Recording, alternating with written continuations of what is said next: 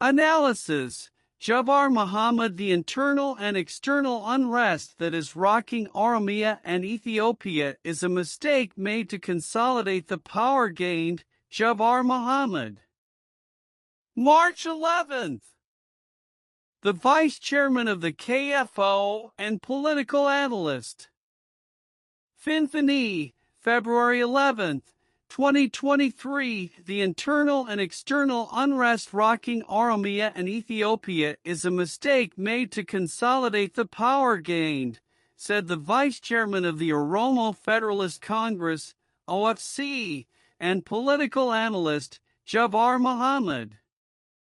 In a 73-page article entitled The Current Situation and the Next Chapter of the Struggle, Jawar Mohammad analyzed the struggle of the Oromo people in 5 chapters. He has pointed out the things that need to be done. According to Jawar, the struggle of the Oromo people has passed through the phases of awakening, reconstruction, and nationalization during the regimes of Haile Selassie, Dargi, and Wayne.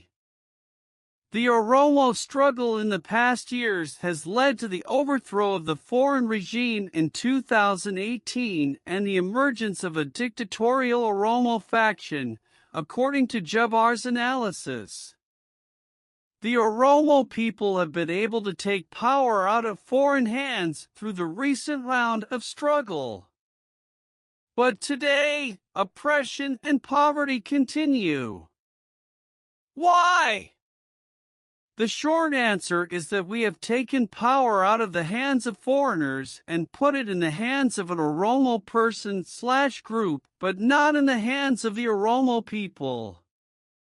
The struggle of a nation after overthrowing a foreign oppressive regime to seize that power and protect its own interests. 4 chapters. It includes ascendancy, consolidation, legitimization, and preservation of power. The Oromo struggle, which overthrew the oppressive regime in 2018 after years of struggle, has been in the process of power consolidation for the past 5 years, Jawar's analysis said. The internal and external unrest that is shaking Oromia and Ethiopia is also a mistake made to consolidate this power, he argues.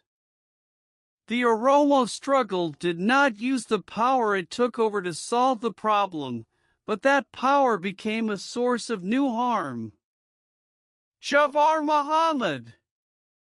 These mistakes include the fact that power is seized by popular movement and the role of political parties is limited, failure to build the pillars of power of a system, lack of mental preparation, lack of skills and experience in governing the country has been raised and analyzed. This difference in aspirations between the incumbent leadership and the Oromo fighters created suspicion. Suspecting that the one in power would overthrow him, he went on to rely on foreigners rather than Oromo. The Oromo fighters began to return to the politics of protest, saying that they were going to fall under the new dictatorship that had allied itself with foreigners and wanted to destroy whatever the nation had achieved so far. This situation also left the incumbent leadership hanging on without support from their own social base. The Oromo struggle did not use the power it took over to solve the problem, but that power became a source of new harm, he says. Those in power have failed to consolidate their own power and are running a weak state and dysfunctional government. The country was plunged into a serious conflict, a severe economic collapse, and a huge diplomatic loss. Caused it to happen to him. On the part of the Oromo people, it put them in a terrible conflict that they have never experienced before, Jawar said. Due to the mistakes made to consolidate power, the power table failed to protect the interests and rights of the Oromo. Because of this, he says, he did not receive the support or acceptance he needed to consolidate power from the Oromo. Therefore, like previous governments, the relationship between the Oromo and the current government will continue to be securitized. For example, if we replace the broader Oromo nation with the name Gammada, Gammada will be hated by posting the name Shifta during Haala Silas, Wanbadi during Darki, Ashabari during the Wayani, and Shani Maga during the Bilksajina. Shifta, Wanbadi, Ashabari and Shane are the stigmas attached to them to eliminate the Oromo who oppose the regime, he says. The Table Power faction that ousted them in 2018 has taken action to stay in power by force and has entered the forest to fight them by force. This form of relationship is harming both sides, the people and the government. If this continues, the government has little chance of retaining power and prolonging its life. According to this analysis, the Oromo struggle, which is in the fourth phase of seizing and consolidating power, should move to the fifth phase of building a democratic government elected by the people. In doing so, Jawar points out that the first solution is to correct the narrative. This means that the accusation of hostile relations between Ethiopia and Oromo, of destroying Ethiopia and building Oromia, must be corrected. The Table Power faction that ousted them in 2018 has taken action to stay in power by force and has entered the forest to fight them by force. Jawar Mohammad. The analysis says the incumbent leadership is suspicious of both sides of the charges, with the people suspecting that the current leadership will continue the same system that hurt us yesterday. Therefore, he argues that the progressive patriotism that helps to reconcile these two doubts is not democratic centralism as in the Wayans era, but democratic pluralism. This involves three things. In political decisions, the supremacy of a leader or group is not the Gofa, but the will and aspirations of many groups in the country play a role. Power is measured by will and choice rather than force or top-down. It will be by the people. The system of governance and power will be decentralized power and administration rather than being controlled by one person/group and at the top level. In a country like Ethiopia that has been hit by a history of dictatorship and group discrimination, where grief and migration are still untreated, where there is now a heightened nationalist consciousness, power is slung over the market by one person/group supremacy. It is impossible to keep it down, let alone build the country, he argues. On the part of the Oromo struggle camp, Jawar argues that the charge of complete hostility to Ethiopia should be changed. If a national struggle overthrows a foreign group and takes power and establishes a dictatorship, it is necessary to continue the struggle for full rights, but the charges must be corrected. When it was reported against foreign dictatorships, it used a liberation narrative. But when it was reported against its own dictatorship, it is useful to move to a democratization narrative. In the process of democratization, two misconceptions that democracy is impossible and that democracy is not necessary should be corrected. He said key points such as establishing peace, building internal capacity, building good relations with neighboring nations and strengthening external relations are important in the fifth chapter of the struggle. As Oromo, we should focus on establishing peace, both internally and externally. The starting point for internal peace is to pressure and cooperate with all sides to bring the armed forces to reconciliation talks. The ruling party must recognize the dangers of the eat-alone culture inherited from its predecessors and prepare itself to share power and responsibility. On the other hand, the forces in the armed struggle should prepare for peace, knowing that continued fighting will cause serious losses to this nation even if they have convincing reasons to raise their weapons. Once the warring factions reach a ceasefire agreement, he says, the remaining political parties and intellectuals need to participate and reach a strong political settlement that benefits and convinces all sides. There are 6 major issues that we identified during the 2019 to 2020 discussions between the Oromo and Amhara leaderships in terms of forging relations with ethnic groups, especially between the Amhara and Oromo ethnic groups. Finally, it lists the border issue of the 2 states, the issue of the natives of the 2 ethnic groups living in the 2 states, the constitution, the language issue.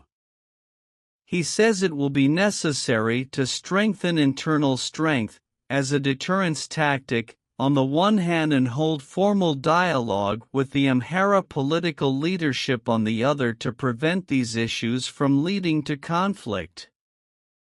He adds that in the democratization phase, it is necessary to strengthen the security forces, properly operate the economy and produce and disseminate knowledge.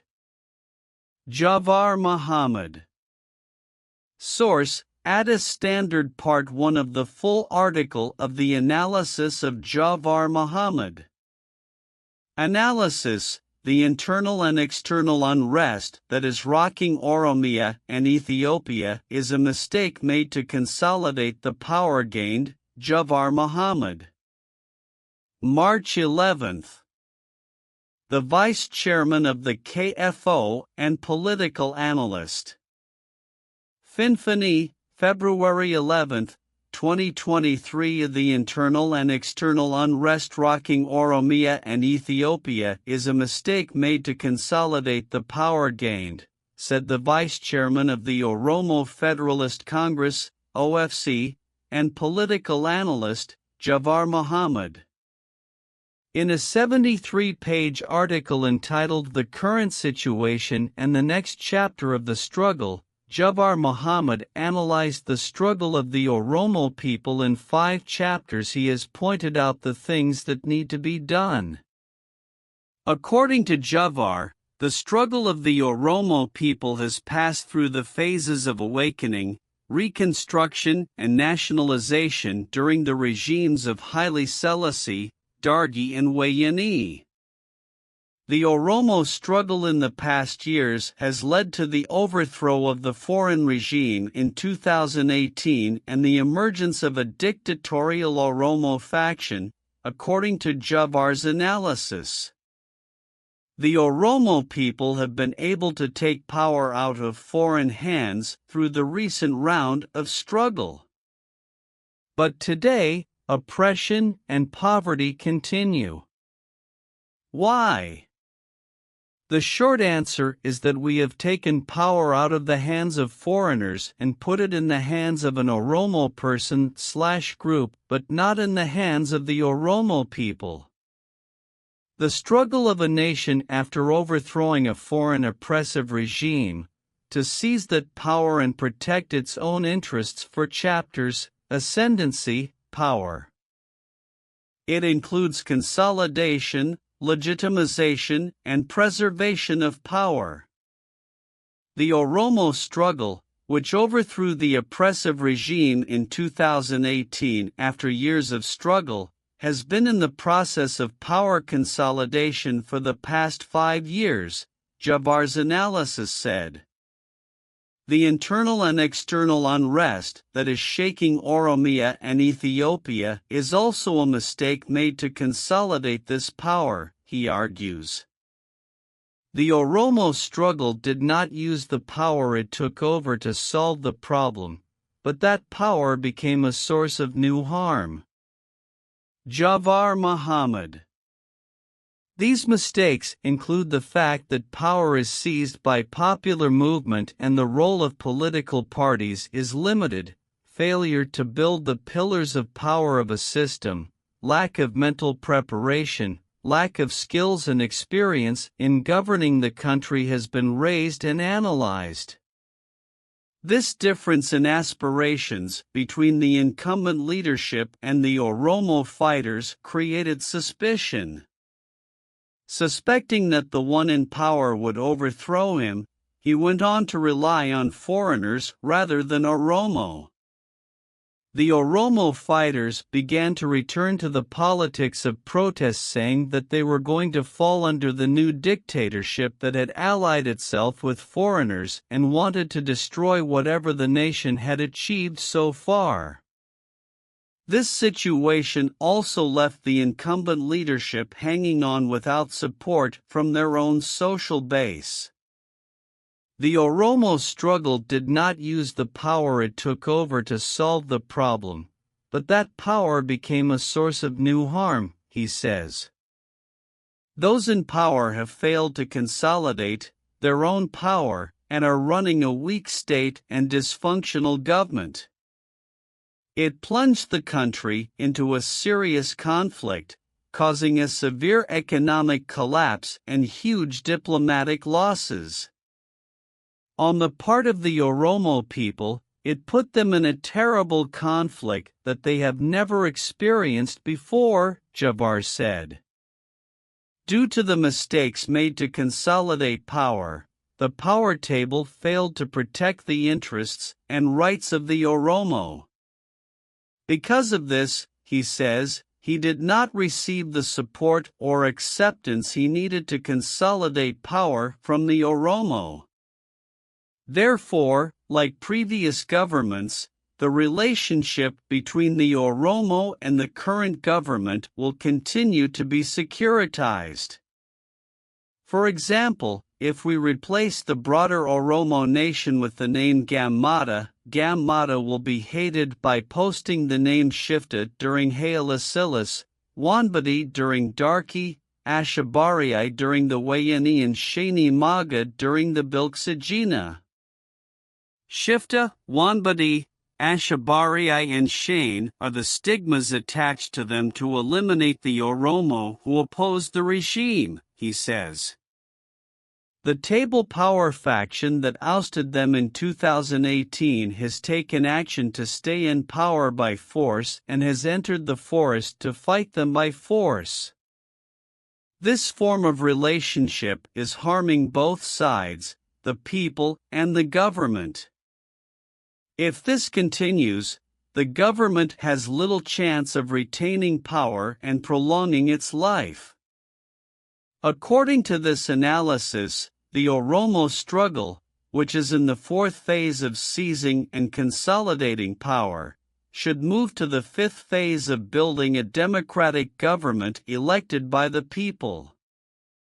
In doing so, Jawar points out that the first solution is to correct the narrative. This means that the accusation of hostile relations between Ethiopia and Oromo, of destroying Ethiopia and building Oromia, must be corrected. The Table Power faction that ousted them in 2018 has taken action to stay in power by force and has entered the forest to fight them by force. Jawar Mohammad. The analysis says the incumbent leadership is suspicious of both sides of the charges, with the people suspecting that the current leadership will continue the same system that hurt us yesterday. Therefore, he argues that the progressive patriotism that helps to reconcile these two doubts is not democratic centralism as in the Wayans era, but democratic pluralism. This involves three things. In political decisions, the supremacy of a leader or group is not the Gofa, but the will and aspirations of many groups in the country play a role. power is measured by will and choice rather than force or top-down. It will be by the people. The system of governance and power will be decentralized power and administration rather than being controlled by one person/group and at the top level. In a country like Ethiopia that has been hit by a history of dictatorship and group discrimination, where grief and migration are still untreated, where there is now a heightened nationalist consciousness, power is slung over the market by one person/group supremacy. It is impossible to keep it down, let alone build the country, he argues. On the part of the Oromo struggle camp, Jawar argues that the charge of complete hostility to Ethiopia should be changed. If a national struggle overthrows a foreign group and takes power and establishes a dictatorship, it is necessary to continue the struggle for full rights, but the charges must be corrected. When it was reported against foreign dictatorships, it used a liberation narrative, but when it was reported against its own dictatorship, it is useful to move to a democratization narrative. In the process of democratization, two misconceptions that democracy is impossible and that democracy is not necessary should be corrected. He said key points such as establishing peace, building internal capacity, building good relations with neighboring nations and strengthening external relations are important in the 5th chapter of the struggle. As Oromo, we should focus on establishing peace, both internally and externally. The starting point for internal peace is to pressure and cooperate with all sides to bring the armed forces to reconciliation talks. The ruling party must recognize the dangers of the eat-alone culture inherited from its predecessors and prepare itself to share power and responsibility.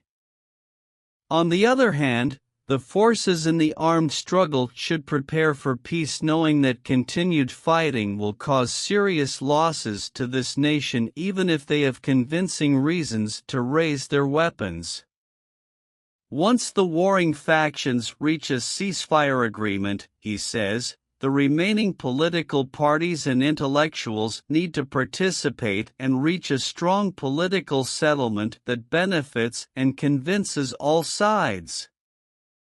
There are 6 major issues that we identified during the 2019 to 2020 discussions between the Oromo and Amhara leaderships in terms of forging relations with ethnic groups, especially between the Amhara and Oromo ethnic groups. Finally, it lists the border issue of the 2 states, the issue of the natives of the 2 ethnic groups living in the 2 states, the constitution, the language issue.